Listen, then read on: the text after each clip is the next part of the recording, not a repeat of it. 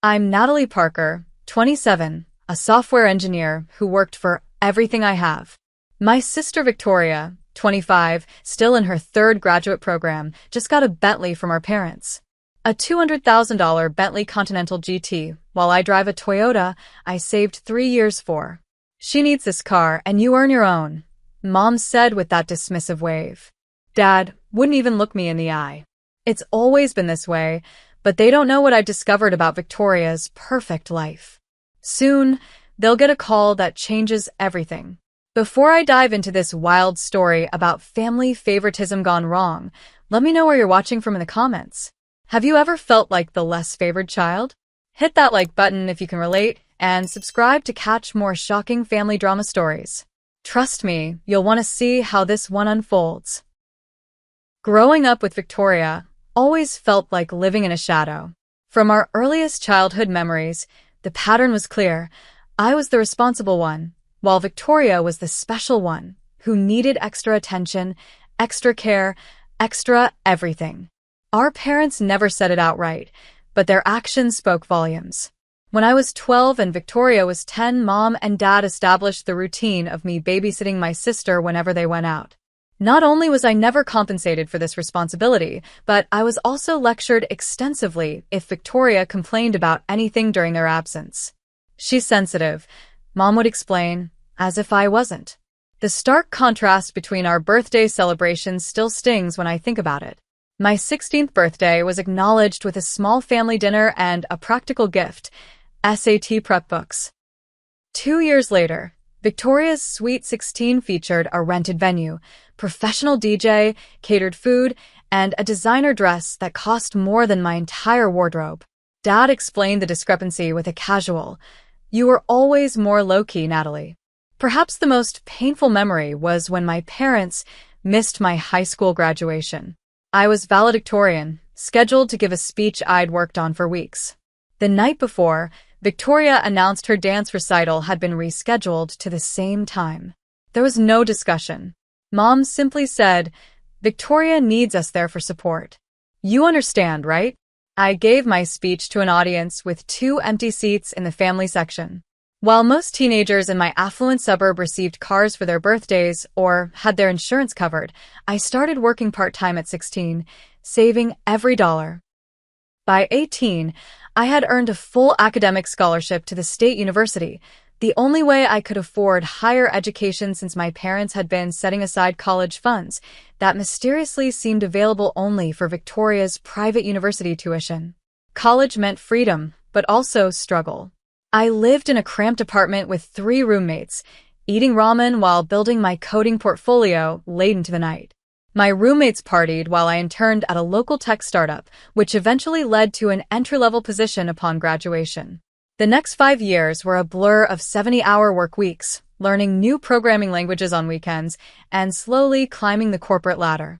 Each promotion came from merit, not connections or handouts.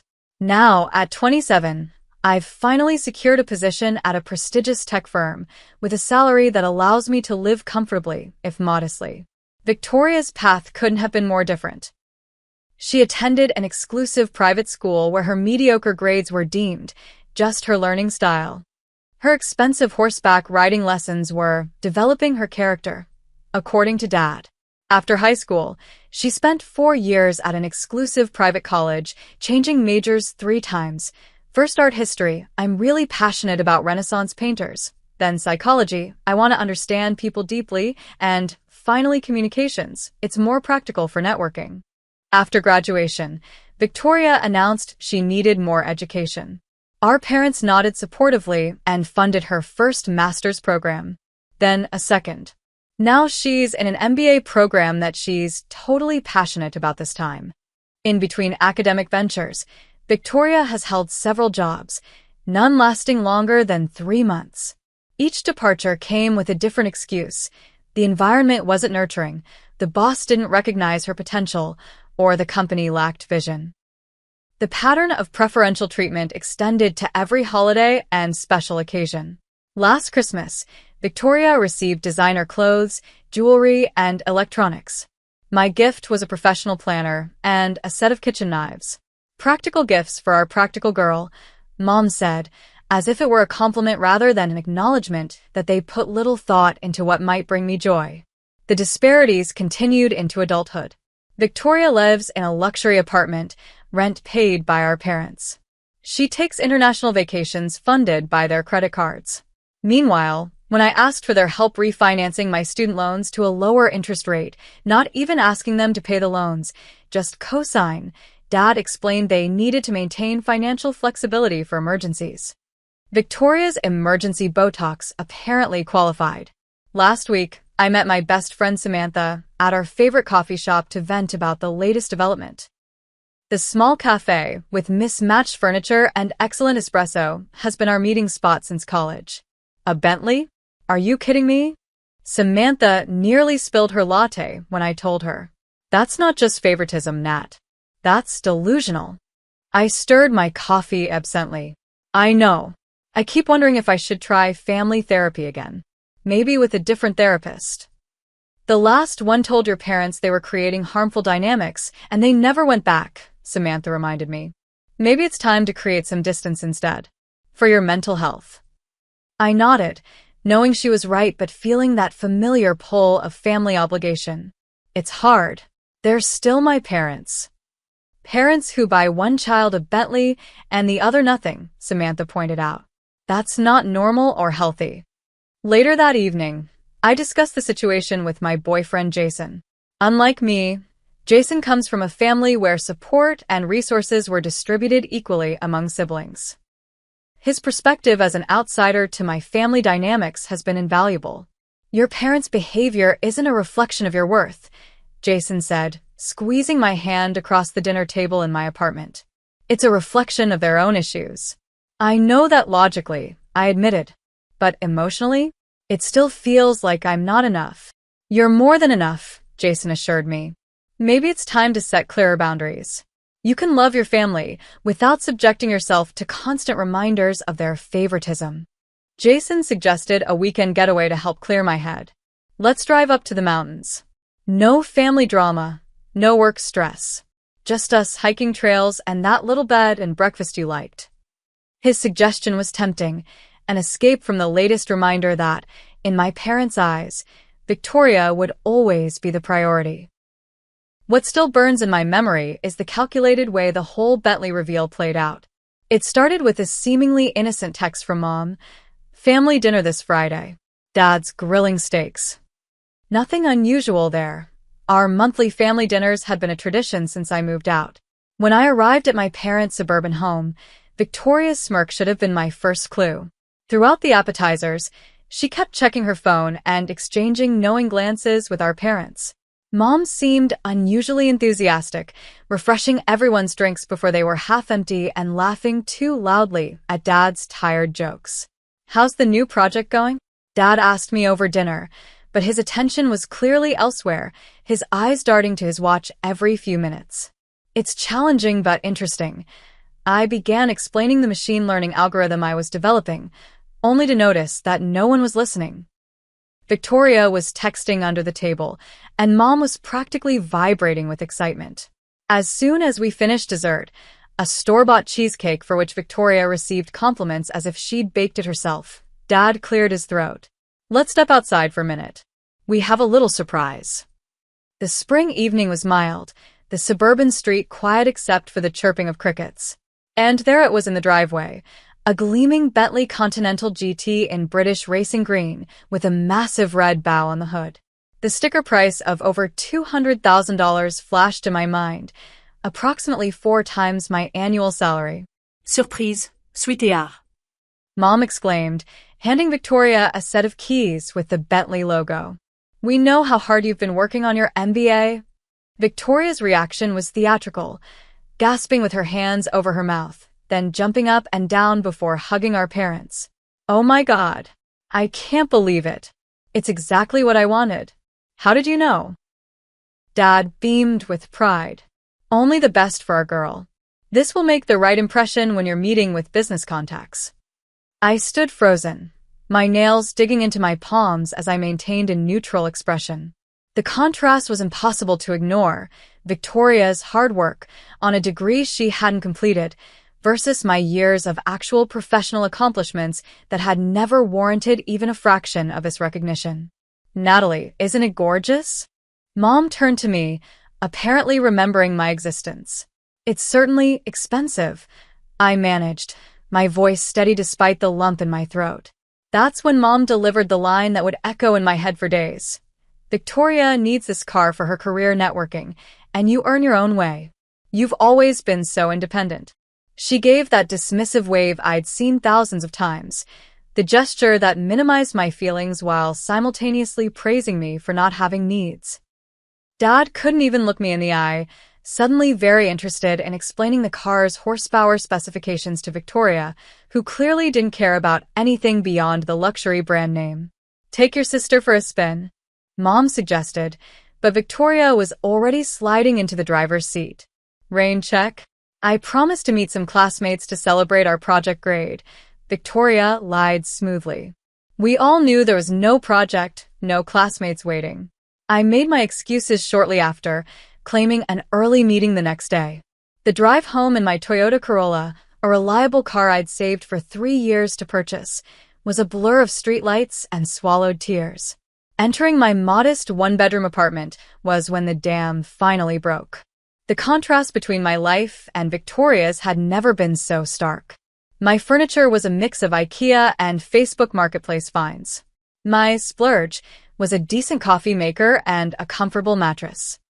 Meanwhile, Victoria's apartment featured designer furniture, a wine fridge, and now a parking space that would hold a Bentley. I sank to the floor, back against the door, and finally let the tears flow. My body shook with sobs as years of maintained composure crumbled. I'd worked so hard for my education, my career, my independence, always believing that eventually my parents would see my value. The Bentley wasn't just a car, it was confirmation that nothing I achieved would ever be enough. After 20 minutes of crying, I pulled out old photo albums, searching for evidence that there had been a time when things were equal. Had I misremembered my childhood? Was I exaggerating the disparities? But the photographic evidence only confirmed my memories. Victoria center stage at family events, my parents gazing adoringly at her while I stood slightly apart, often literally in the background. I called Jason, my voice still thick with tears. They bought her a Bentley. 30 minutes later, he was at my door with takeout from my favorite Thai restaurant and a patient ear. As we sat on my worn couch, I poured out decades of hurt. It's not even about the car, I explained, pushing rice around my plate.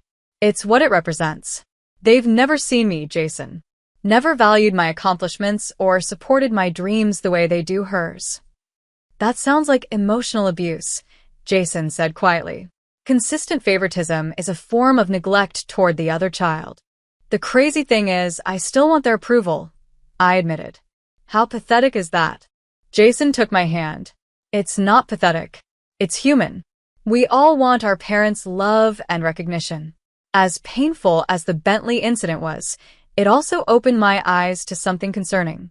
Victoria's social media had recently featured items even beyond what our parents would buy: a Chanel handbag collection, weekend trips to Aspen, dining at restaurants where entrees cost hundreds. Her MBA program was expensive, but not give her disposable income expensive. Something wasn't adding up. Victoria had also been hanging around with a new crowd, sleek, polished people with vague job descriptions like consultant or entrepreneur. When I'd asked about one particularly flashy friend at a family dinner, Victoria had become defensive. Marcus is in import-export. Not everyone needs to code all day in a cubicle, she'd snapped, though I'd never mention my job. There were other red flags. Victoria taking phone calls in hushed tones, stepping outside when her phone rang during family gatherings, vague references to investments that were supposedly paying off. When I'd expressed curiosity about these successful investments, hoping to make some smart financial moves myself, Victoria had shut down the conversation. It's all about networking and knowing the right people, she'd said dismissively. You wouldn't understand with your technical mindset. After the Bentley incident, I made a decision that was both difficult and liberating. I started declining the weekly family dinners. The first time, Mom's response was telling. Oh, well, More leftovers for us then. No attempt to reschedule. No concern about missing time together. Victoria's reaction came in the form of taunting texts. Missing out on mom's pot roast. But I guess you're busy with your little computer projects. Attached was always a photo of her at the family dinner table, our parents smiling proudly beside her. I threw myself into a major work project, a welcome distraction from family dynamics. I also started seeing a therapist who specialized in family trauma, Dr. Levine, who helped me understand that the family patterns weren't my fault and that setting boundaries was healthy, not selfish. Your value isn't determined by your parents' ability to see it, Dr. Levine reminded me during sessions. And you're allowed to protect yourself from situations that consistently hurt you. I began building stronger connections with my chosen family, friends like Samantha, colleagues who appreciated my contributions, and Jason, whose unwavering support showed me what healthy love looked like. The catalyst for my investigation came unexpectedly on a Tuesday evening. Jason and I were celebrating his promotion with dinner at Ellison's, an upscale restaurant downtown that required reservations weeks in advance. We had just ordered appetizers when I spotted Victoria across the dimly lit restaurant, seated in a private alcove with 3 men in expensive suits. This was unusual for several reasons. First, Victoria complained about Ellison's being stuffy and boring whenever I mentioned liking it. Second, she was supposed to be at a study group according to what she'd told our parents. Third, the men she was with didn't match her typical social circle of fashionable MBA students. "I'll be right back," I murmured to Jason, making my way to the restroom, which providentially required passing near Victoria's table. As I approached, Victoria's eyes widened in panic when she spotted me. She quickly rearranged her expression into a smile that didn't reach her eyes. "Natalie." What a coincidence. Her voice was too bright, too loud. I smiled pleasantly. "Just having dinner with Jason. Are these classmates from your MBA program?" I directed the question to the table generally. The oldest man, with salt and pepper hair and a tailored suit that screamed money, gave me a calculating look. "Business associates. Victoria is helping us with some logistics." Before I could ask for clarification, Victoria stood abruptly. "Let me walk you to the restroom, sis. Catch up a bit." Once we were out of earshot, Victoria's friendly facade vanished. "What are you doing here?" she hissed. "Eating dinner, like normal people do at restaurants," I replied calmly. "Who are those men?" Networking contact. Some of us have to build connections to succeed, not just stare at screens all day. I was about to respond when I heard one of the men at Victoria's table say clearly, "The deliveries need to be coordinated better. We need clean money by Friday." Victoria noticed my expression and practically pushed me toward the restroom. "Don't spy on my business meetings. It's pathetic how jealous you are of my success." As I returned to Jason, my mind was racing. Victoria's lifestyle had always been extravagant thanks to our parents, but lately, it had escalated beyond even their generosity. The Chanel bags, the front-row concert tickets, the weekend trips to luxury resorts, it all added up to far more than what our parents provided, and certainly more than an MBA student with no job should be able to afford. "You look like you've seen a ghost," Jason commented as I slid back into my seat. "Not a ghost. Just my sister with some very interesting business associates discussing clean money." That night, I couldn't sleep. At 3 a.m., I opened my laptop and began what would become a methodical investigation. I created a spreadsheet listing Victoria's known income sources, our parents' allowance, against her visible expenses based on social media posts and family conversations. The discrepancy was significant and growing. I'm not proud of my next move, but concern outweighed my ethical qualms. Using skills I developed for cybersecurity projects at work, I located Victoria's digital footprint across platforms. She wasn't particularly careful with her online security, using the same password, our childhood dog's name plus her birth year, for multiple accounts. What I discovered was troubling. Victoria had a second Instagram account where she posted more freely, showing parties with those same business associates, stacks of cash displayed casually on hotel beds, and cryptic captions about making moves and the hustle paying off. More concerning was evidence that Victoria had a second phone. bills for which occasionally appeared in our parents' mail that I'd seen while visiting. This level of operational security seemed extreme for an MBA student. Using public records and social media cross-referencing, I identified two of the men from the restaurant. One, Marcus Delgado, had been investigated twice for money laundering but never charged. The other, Raymond Keller, had connections to a real estate company that had been fined for financial irregularities. The pattern was becoming clearer. Victoria's travel schedule, which she documented extensively online, corresponded with cash deposits into an account she'd opened 6 months ago. The cities she visited for MBA networking events were the same cities where Delgado and Keller had property holdings or business interests. As the evidence mounted, I faced a moral dilemma that kept me awake night after night. Victoria was my sister, despite our complicated relationship. Did family loyalty require me to confront her privately first? What if our parents were somehow involved or at risk? What if Victoria was being manipulated or threatened? I met Samantha at our coffee shop to talk through my concerns. If what you suspect is true, this is serious criminal activity, Samantha said, keeping her voice low despite the cafe's ambient noise. Money laundering carries heavy penalties. I know, I sighed, turning my coffee cup in circles. But she's still my sister.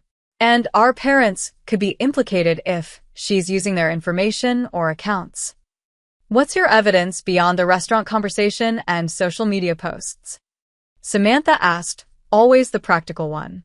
It's circumstantial right now, I admitted, but compelling when you see the pattern. Maybe talk to someone with legal background before making any decisions? Samantha suggested. Your old professor, Dr. Harrison, taught white-collar crime law, right? That afternoon, I met with Dr. Harrison under the guise of seeking career advice. After catching up, I presented a hypothetical situation involving a family member potentially involved in money laundering. Hypothetically speaking, Dr. Harrison said with a knowing look, your first loyalty should be to the law and to protecting innocent parties who might be harmed. Family dynamics complicate things, but financial crimes aren't victimless. And if parents might be unwittingly involved, all the more reason to address it before they face legal consequences for someone else's actions. Dr. Harrison's eyes were kind but serious. Sometimes the most loving thing you can do for family is prevent them from continuing down a destructive path. Armed with this perspective, I doubled down on gathering concrete evidence. I began photographing Victoria's meetings with her suspicious contacts, using a telephoto lens attachment for my phone from across streets or through cafe windows. At the next family dinner I attended, I recorded the conversation on my phone, asking carefully crafted questions about Victoria's business connections and recent travels. Her answers were vague and contradictory, and I noticed our parents seemed to accept her explanations without question, grateful for any crumbs of information she offered about her life. Using traffic camera footage I could access through a work project, I tracked the Bentley's movements, noting patterns of stops at storage facilities, certain bank branches, and meetings in parking garages rather than office buildings or restaurants where legitimate business would typically occur. I meticulously documented a timeline of Victoria's activities, cross-referenced with her known associates' movements. I researched their backgrounds extensively, finding connections to previous financial crimes and shell companies with suspicious transaction patterns. To protect myself, I created secure backups of all evidence on encrypted drives stored in locations only I knew about. If Victoria discovered my investigation, I needed to ensure the evidence wouldn't disappear. The more I uncovered, the clearer it became that Victoria wasn't just spending our parents' money. She had found a much more lucrative and dangerous source of income. And the brand new Bentley, I was beginning to suspect, wasn't just an extravagant gift but potentially a tool in whatever operation she was running. 3 weeks into my investigation, I decided to follow Victoria directly.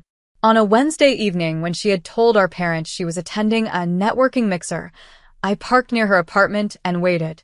At 8:37 p.m., the Bentley emerged from the garage, Victoria behind the wheel wearing dark sunglasses despite the evening hour. I maintained a careful distance, thankful for my nondescript Toyota that wouldn't stand out in traffic.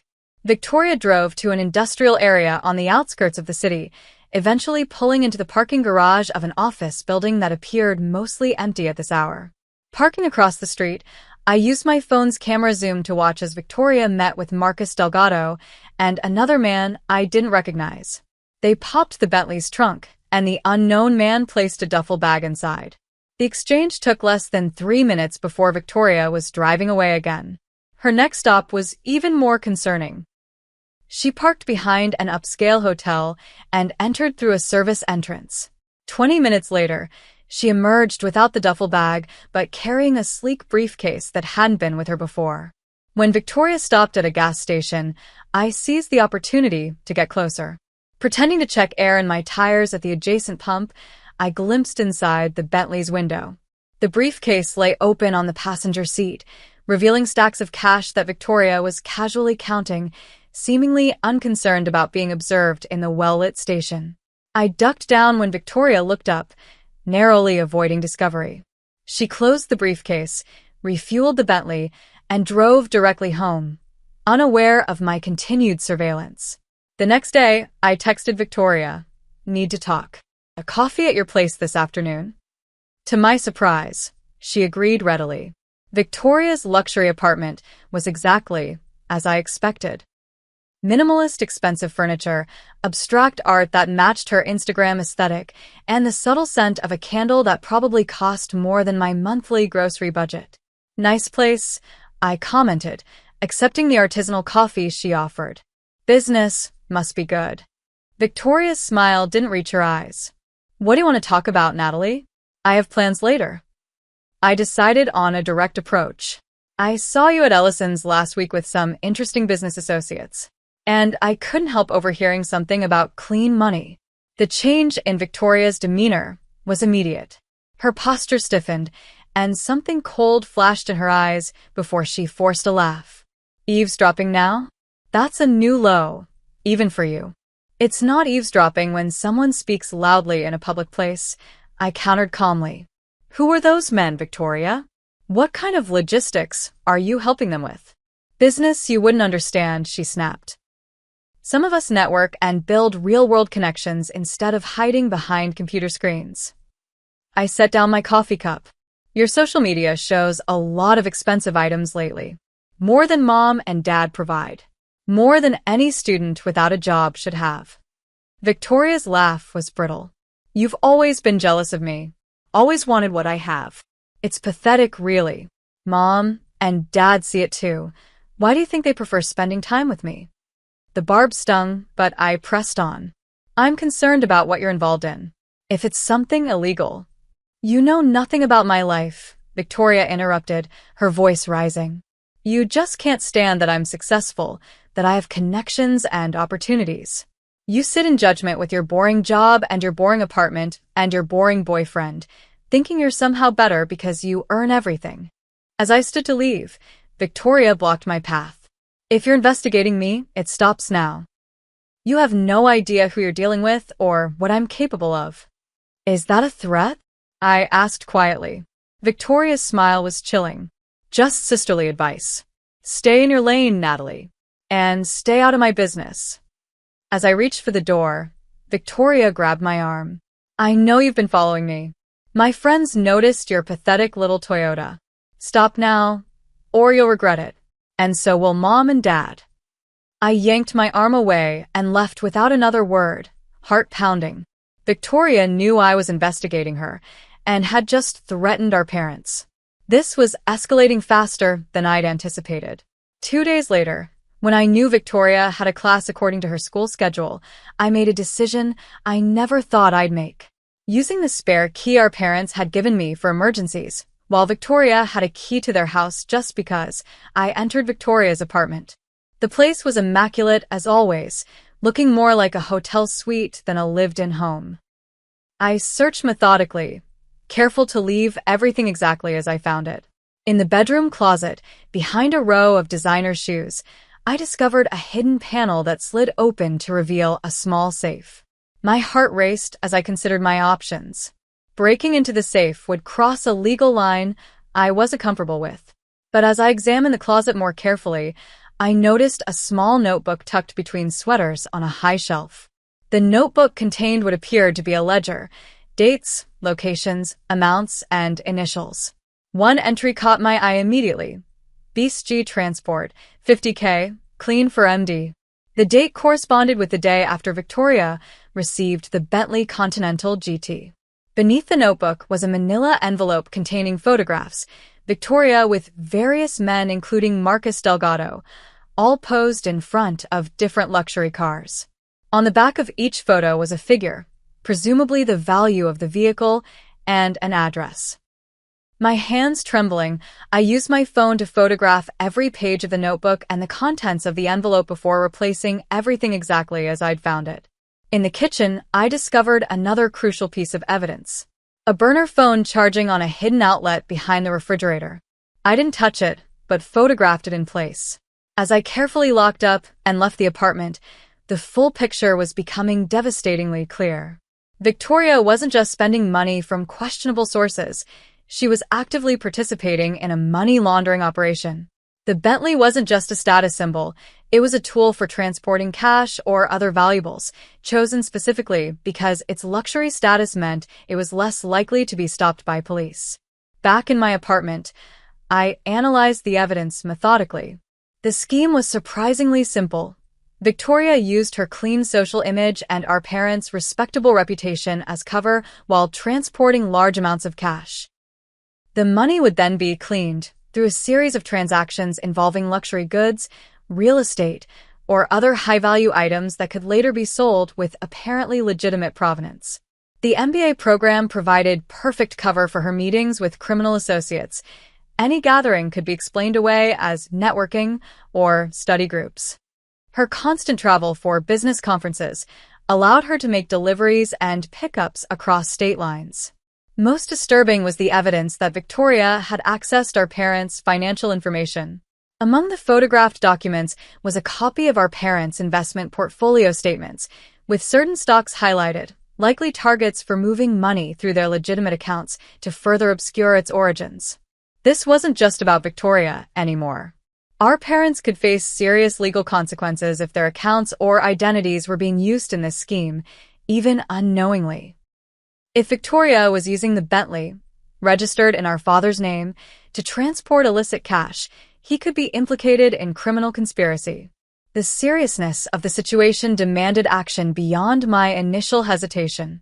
That evening, I used a secure VPN and anonymous email service to contact the FBI's Financial Crimes Division, providing a summary of my findings without identifying myself or Victoria. I included just enough verifiable details to establish credibility while indicating I had more evidence I could provide once I received a secure contact method. Within 24 hours, I received a response from Detective Sarah Matthews, who provided a secure communication channel and requested a meeting. After verifying her credentials, I agreed to meet at a public library the following day. The morning after my meeting with Detective Matthews, my phone exploded with notifications. Victoria had somehow discovered the extent of my knowledge. Perhaps she had surveillance equipment in her apartment I hadn't detected, or maybe one of her associates had seen me meeting with a detective. The messages escalated quickly from accusatory, "Going through my things?" Real mature, to threatening, "You have no idea what you've gotten yourself into," to explicitly dangerous. People who interfere with business tend to have accidents. The final message chilled me to the bone. "Hope mom and dad have good insurance. Would be a shame if something happened to their house while you're playing detective." I immediately forwarded the messages to Detective Matthews, who advised me to continue normal activities while they accelerated their investigation. "We've been tracking Delgado for months," she explained. "Your evidence connects several cases we've been building."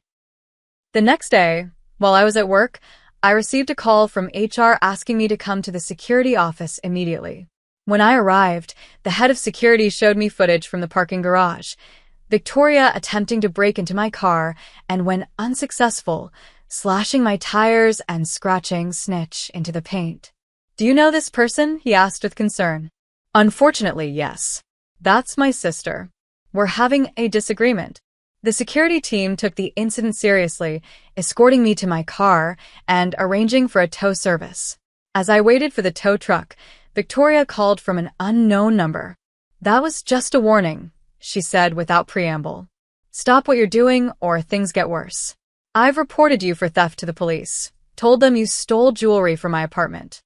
"Victoria, you need help?" I said quietly. "This isn't going to end well." "It's already over," she laughed. "I've arranged for some incriminating evidence to be found in your apartment." My friends are very thorough. I immediately called Detective Matthews, who dispatched officers to my apartment and arranged for me to give a formal statement. While at the police station, Victoria made her most desperate move yet. She showed up at my workplace, demanding access to my computer. Security footage later showed her screaming at the receptionist, claiming she needed to retrieve family photos from my workstation. When denied access, she became belligerent, eventually being escorted out by security. Her behavior was captured clearly on multiple cameras, showing a woman unraveling as her criminal enterprise was threatened. That evening, Detective Matthews called with an update. "We're moving on this tomorrow. Based on your evidence and our existing investigation, we've obtained warrants for Victoria and her associates. We'll need you to confirm a few final details." I spent hours at the FBI field office, reviewing evidence and planning the operation. Victoria had arranged for a major delivery the following evening, exactly the opportunity law enforcement needed. The sting operation was set for 7 p.m. at an upscale shopping center where Victoria was scheduled to meet with Marcus Delgado and 2 other associates. Undercover officers would be positioned throughout the area, with plainclothes detectives monitoring all exits. I watched from a surveillance van as Victoria arrived in the Bentley, parking near the service entrance as predicted. She emerged looking perfectly composed in designer clothes, carrying a large designer shopping bag that appeared empty, likely meant to transport cash after the exchange. Delgado arrived minutes later, followed by the other associates. As they converged near Victoria's car, Detective Matthews gave the signal. Officers moved in from all directions, announcing themselves as federal agents. What happened next stunned even the experienced officers. Victoria dropped the shopping bag and sprinted for the Bentley, managing to start the engine before officers reached her. She accelerated recklessly, nearly hitting 2 agents as she crashed through a parking barrier. The high-speed chase that followed lasted 17 minutes, with Victoria weaving through traffic at dangerous speeds, ultimately ending when she attempted to take an exit ramp too quickly. The Bentley spun out, crashing into a guardrail. Victoria was extracted from the vehicle unharmed but hysterical, screaming about her constitutional rights and demanding her one phone call. That phone call went to our parents. Detective Matthews called me shortly after Victoria was processed at the station. "She's asked to speak with your parents. They're being notified now. You might want to be there when they arrive." I reached the police station before my parents, giving me time to speak with Detective Matthews about how much to reveal about my role in the investigation. We agreed that transparency was necessary at this point. My parents needed to understand the potential legal implications for themselves. When my parents arrived, they looked confused and frightened. Mom was still wearing an apron, as if she'd been cooking when the call came. Dad's face was ashen, his normally confident posture collapsed into uncertainty. "What's happening? Where's Victoria?" Mom demanded of the desk sergeant before noticing me in the waiting area. "Natalie? Why are you here? What's going on?" Detective Matthews introduced herself and led us to a private conference room. "Your daughter Victoria has been arrested in connection with a money laundering operation we've been investigating for several months." "There's been a mistake," Dad insisted immediately. "Victoria is a graduate student. She doesn't know anything about money laundering." "Mr. Parker, we have substantial evidence," Detective Matthews replied gently but firmly, "including documentation found in the Bentley connecting her to known financial criminals." "The Bentley?" Mom's voice rose an octave. "That was a gift. For her career, networking." "Mrs. Parker, that vehicle has been used to transport large sums of illicit cash. We found over $100,000 in the hidden compartment installed in the trunk." My parents turned to me, confusion and the beginning of anger in their expressions. "Did you know about this?" Dad demanded. I took a deep breath. "I discovered it. I'm the one who alerted authorities. The look of betrayal on their faces was immediate. You turned in your own sister? Mom whispered. She was involving you. I explained, my voice steady despite my churning emotions. She was using Dad's identity for some transactions. The Bentley is registered in your name. If she'd been caught without my warning to authorities, you could have been implicated. My parents were allowed to see Victoria briefly before her formal charging. When they emerged from the interview room, the shock on their faces told me Victoria had likely tried to manipulate them with her version of events. Victoria says you've always been jealous, Mom said accusingly as we stood in the hallway. That you made up these allegations because you couldn't stand her success. Let's sit down, Detective Matthews suggested, guiding us back to the conference room where she methodically presented the evidence. Photographs, financial records, Victoria's ledger, communications with known criminals, and surveillance footage of Victoria making exchanges. The Operation Victoria was involved in laundered approximately $3.2 million over the past 11 months, Detective Matthews explained. The Bentley was purchased specifically because luxury vehicles attract less attention at certain border crossings and checkpoints. Dad's face crumpled as the reality set in. Did she use our information? Our accounts. Detective Matthews nodded gravely. We've found evidence that your investment accounts were used to move smaller amounts through legitimate appearing transactions. We'll need to investigate whether this was done with your knowledge or through identity theft. We knew nothing about this, Mom insisted, tears streaming down her face. We thought Victoria was just networking for her career. The good news, Detective Matthews said gently, is that Natalie's early warning gave us time to document that you were likely unwitting participants. If Victoria cooperates, we can probably clear your involvement relatively quickly. Victoria was brought into the conference room in handcuffs for a formal family confrontation. Gone was the polished, confident sister I knew. Her makeup was smeared, her designer clothes rumpled, her expression a mixture of fury and fear. Tell them the truth, she demanded as soon as she saw me. Tell them how you've always been jealous, how you set me up. Victoria, Detective Matthews interjected, we have surveillance footage of you making exchanges with known money launderers. We have your ledger. We have the modified compartment in the Bentley with cash and cocaine residue. Your sister didn't set you up. You did this yourself. Victoria's strategy immediately shifted. Mom, Dad, I was manipulated. Marcus said it was just carrying packages for extra money. I didn't know what was inside. Dad, who had always been Victoria's strongest advocate, finally looked at her with clear eyes. The detective showed us your notebook, Victoria, with dates going back almost a year. This wasn't a mistake or manipulation. Victoria's composure cracked entirely. Fine. Yes, I moved money. But it's not like anyone got hurt. It was just cash. From businesses that wanted to avoid taxes. Businesses involved in human trafficking and drug distribution, Detective Matthews corrected quietly. The money you were just moving came from exploiting vulnerable people and selling drugs that destroy lives. Victoria collapsed into tears, finally admitting what she'd done while still attempting to minimize her role. I was just the courier. I didn't know where the money came from originally. As Victoria was led back to her cell, my parents sat in stunned silence. The family dynamics had shifted irrevocably in the space of a few hours. The golden child was revealed to be a criminal, and the independent daughter they'd taken for granted had protected them from potential prosecution. Detective Matthews outlined the next steps. Victoria faced multiple federal charges including money laundering, conspiracy, and potentially drug trafficking. Given the evidence and her cooperation level, she was looking at a minimum of 5 years in prison. My parents' accounts would be frozen temporarily while investigators determined their level of involvement, but my testimony about their likely innocence would help expedite clearing their names. As we left the police station well past midnight, my father looked suddenly aged, leaning heavily on my mother for support. "We need to get a lawyer," he murmured. "For Victoria. And for us." In the parking lot, Mom turned to me with tears in her eyes. "Why didn't you come to us first? Before going to the police? Would you have believed me?" I asked quietly. "If I told you your perfect Victoria was a criminal?" Her silence was answer enough.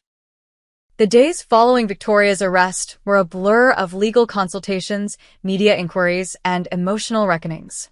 My parents returned home from the police station to find reporters already camped outside their house, alerted by police scanner enthusiasts who had heard the arrest of a woman in a Bentley described on the radio. Victoria was denied bail, deemed a flight risk due to her international connections and the discovery of a go bag in her apartment containing cash, a fake passport, and prepaid credit cards. The district attorney was pursuing maximum charges, using Victoria as leverage to get to the larger criminal organization. My parents' home was searched thoroughly by federal agents. Though they were treated respectfully, the experience was traumatizing, watching strangers go through their personal belongings, knowing they were looking for evidence that might implicate them in their daughter's crimes. I took emergency leave from work, splitting my time between legal meetings and supporting my shell-shocked parents. The family attorney, Mr. Brennan, who had previously handled only real estate transactions and wills, quickly acknowledged we needed specialized help. "This is federal criminal territory," he explained during our first meeting. "You need someone who specializes in white-collar crime." He recommended Catherine Alvarez, a former federal prosecutor who now defended clients in similar cases. Her retainer was steep, $50,000 up front, leading to the first of many financial reckonings. "We'll have to sell some investments," Dad said quietly as we left Ms. Alvarez's office. The irony wasn't lost on any of us. The same investments they couldn't liquidate to help with my student loans were now being sold to defend Victoria. Within days, my parents' social circle began to contract. Friends who had been fixtures at their dinner parties for decades suddenly had scheduling conflicts. Neighbors crossed the street to avoid conversation. Dad's golf buddies found reasons to reschedule their standing tea time. 25 years in this community, Mom said bitterly, watching through the window as a longtime friend pretended not to see her wave. "All it takes is one scandal, and they scatter like roaches when the light comes on." The financial impact was immediate and severe. Beyond the legal fees, my parents discovered their accounts would remain frozen for weeks during the investigation. Victoria had indeed used their personal information to open several accounts that had processed hundreds of thousands in suspicious transactions. "We'll have to sell the house," Dad announced one evening, looking around the spacious suburban home where I'd grown up. "Even if the accounts are unfrozen, the legal fees will drain us. And we need to downsize anyway." I offered my spare room without hesitation. "It's not big, but it's yours for as long as you need. No rent, just help with utilities and groceries." The look of shame on my father's face was painful to witness. "We should be helping you, not the other way around." "That's what family does," I replied simply. "Helps each other when it's needed." Moving my parents into my one-bedroom apartment was an exercise in emotional and physical Tetris. We converted my living room into their bedroom, rearranging furniture, and installing a privacy screen. My small dining table became command central for managing the legal situation, covered in documents and notebooks. The adjustment period was awkward and tense. My parents had never seen my daily life up close, my early morning runs, my late-night coding sessions, the meal prep Sundays that kept me fed through busy work weeks. They seemed surprised by the discipline and organization of my routine. "You cook all your meals for the week in one day?" Mom asked, watching me portion vegetable curry into containers. "It saves time and money," I explained, "and ensures I eat properly even during crunch periods at work." Mom looked thoughtful. "I could help with that. Cooking is something I can actually do." It was the first time she'd offered to contribute something meaningful, and I accepted gratefully. Small moments like these began to bridge the chasm between us. Dad found the adjustment harder. After decades as the family provider and decision-maker, he struggled with his new dependence. I often found him staring blankly at the wall, lost in thought. "I kept thinking about what you said," he admitted one evening as we sat on my small balcony. "About whether we would have believed you if you'd come to us about Victoria first." I waited, giving him space to continue. "We wouldn't have," he said finally. "I wouldn't have. I didn't want to see who she really was. It was easier to believe in the version of her we created." These difficult conversations became more frequent as we adjusted to our new reality. Family therapy sessions, which my parents had refused years earlier, now became a weekly commitment. Dr. Levine skillfully guided us through examining the family patterns that had contributed to our current situation. Favoritism doesn't just harm the less favored child, Dr. Levine explained during one session. It creates an unsustainable expectation for the favored child and prevents them from developing resilience and accountability. Mom nodded slowly. We thought we were supporting Victoria's potential, but we were really just teaching her that she didn't have to earn anything. The contrast between my life and Victoria's became increasingly apparent to my parents as they lived with me. They witnessed firsthand my work ethic, my financial responsibility, my healthy relationships with friends and colleagues. The independent daughter who can take care of herself narrative began to transform into recognition of my strength and resilience. Victoria, meanwhile, was struggling to adjust to her new reality. Her initial strategy of denial and blame gradually gave way to bargaining as the evidence against her mounted. Her attorney negotiated a plea deal in exchange for information about the larger operation, reducing her potential sentence from 15 years to 7, with possibility of parole after 5. Our first visit to see Victoria in detention was tense and emotional. She'd lost weight, her designer clothes replaced by a standard-issue jumpsuit, her perfect manicure grown out. But most striking was the absence of the superior attitude she'd always worn like armor. I didn't think it would go this far, she said, her voice small. Marcus said it was just moving money. Easy work for good pay. You knew it was illegal, Dad said, his voice gentle but firm. You had to know. Victoria nodded, tears streaming down her face. I liked the lifestyle, the respect. People treated me differently when I had money and connections. People who abandoned you the minute you were arrested, Mom pointed out. For the first time in our lives, I saw Victoria without pretense. The carefully constructed image had crumbled, revealing a deeply insecure person who had used external validation and material possessions to fill an internal void. I'm sorry, Victoria said, looking directly at me for the first time. For everything, not just this. For years of being awful to you. The apology was unexpected and imperfect, but it felt like the first honest communication we'd ever had. Over the following weeks, we established a new family routine. Dad came out of retirement, taking a consulting position with his former company to help rebuild their finances. Mom began volunteering at a community center, finding purpose in helping families in crisis. We took turns visiting Victoria, bringing approved books and letters from the few friends who had remained loyal. My relationship with Jason deepened through the crisis.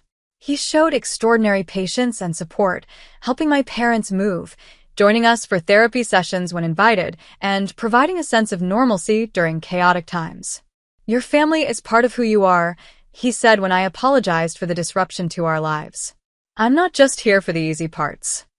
The final resolution of the legal situation came 3 months after Victoria's arrest. My parents were officially cleared of knowingly participating in any criminal activity, though they faced significant financial penalties for the negligent oversight of their accounts. The unfrozen accounts revealed the full extent of the damage, nearly $300,000 lost to legal fees, fines, and taxes on the illegitimate transactions. The family home sold quickly but below market value due to the circumstances.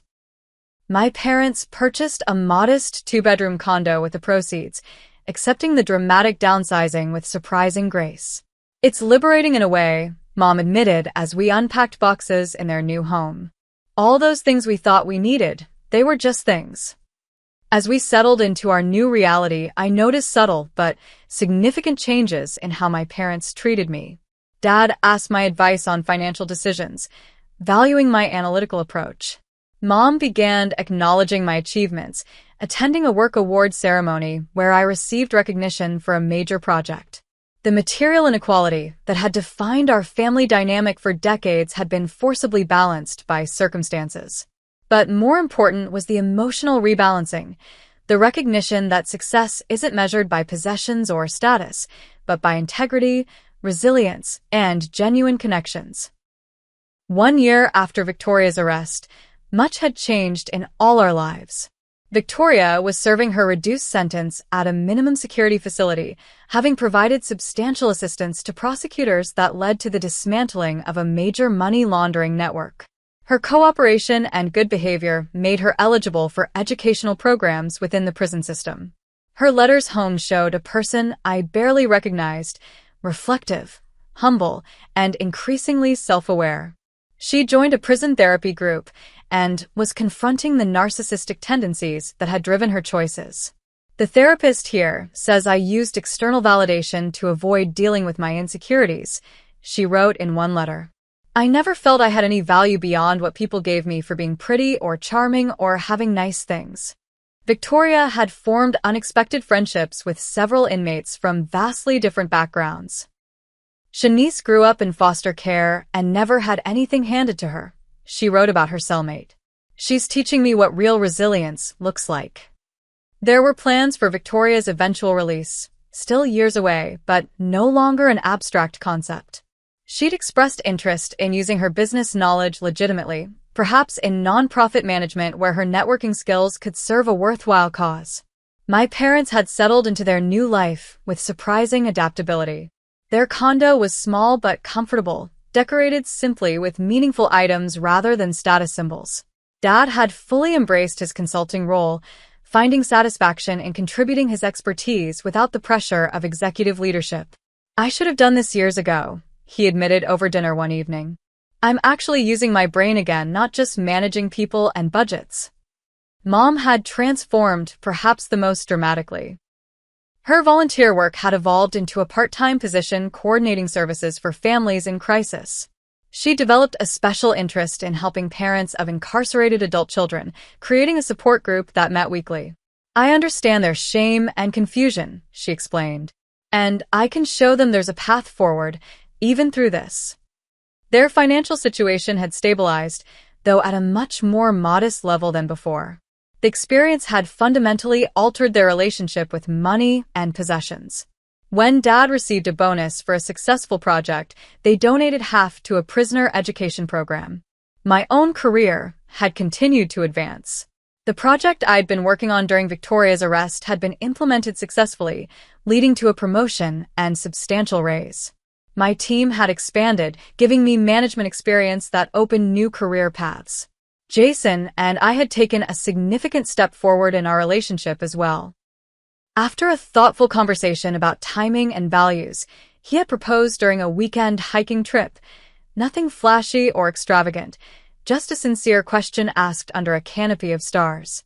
The vintage sapphire ring had belonged to his grandmother, carrying history and meaning rather than just monetary value. My parents' reaction to our engagement news highlighted their evolution. Instead of asking about ring size or cost, as they might have with Victoria in the past, they asked about our hopes for the future and offered to help in practical ways, like addressing invitations or coordinating with vendors. More meaningful than any material changes were the new family dynamics we were carefully building. We'd established family meetings where honest communication was the priority, a radical departure from the surface-level interactions and hidden resentments of the past. Difficult topics were no longer avoided but addressed directly and compassionately. Our prison visits to Victoria had become more natural, less fraught with tension. She showed genuine interest in our lives, asking questions and listening to the answers rather than redirecting conversation to herself. There was tentative planning for her eventual reintegration, with realistic expectations and clear boundaries. Most striking was the newfound equality in how my parents treated both daughters. They celebrated my achievements without comparison and supported Victoria's rehabilitation without enabling. Birthday and holiday gifts were thoughtful rather than extravagant, focused on meaning rather than monetary value. One Sunday evening, as we finished a simple family dinner in my parents' condo, Dad raised his glass in an impromptu toast. To lessons learned the hard way, he said, his voice thick with emotion. And to the daughter, who always saw clearly, even when we couldn't. Mom added softly, and to forgiveness that gives us a second chance to be the family we should have been all along. As I drove home that night, I reflected on the journey we'd taken. The path had been painful, the cost high for everyone involved. But from the wreckage of our former family dynamic, something healthier and more authentic was emerging. The Bentley that had symbolized so much favoritism, materialism, and ultimately criminal activity was long gone, seized as evidence, and eventually auctioned by the government. In its place was something far more valuable, a family slowly learning that love isn't measured in possessions but in respect, support, and understanding. I thought about how easily this story could have ended differently, with permanent estrangement, with parents who never recognized their role in the family dysfunction, with a sister lost entirely to her worst impulses. Instead, we were all doing the difficult work of rebuilding with greater awareness and intention. As I pulled into my apartment parking lot, I sent a silent thought of gratitude to the pain that had forced us to change. Sometimes the most devastating circumstances create the opportunity for the most meaningful growth. And sometimes the person who seems least favored turns out to be exactly who the family needs when everything falls apart. Have you ever experienced favoritism in your family? How did you handle it? Share your experiences in the comments below. Your story might help someone feeling alone in a similar situation. If this story resonated with you, please like and subscribe for more real-life family drama stories. Hit that share button if you know someone who might benefit from this journey of family transformation. Thank you for watching, and remember, sometimes the most painful family dynamics can lead to the most meaningful growth.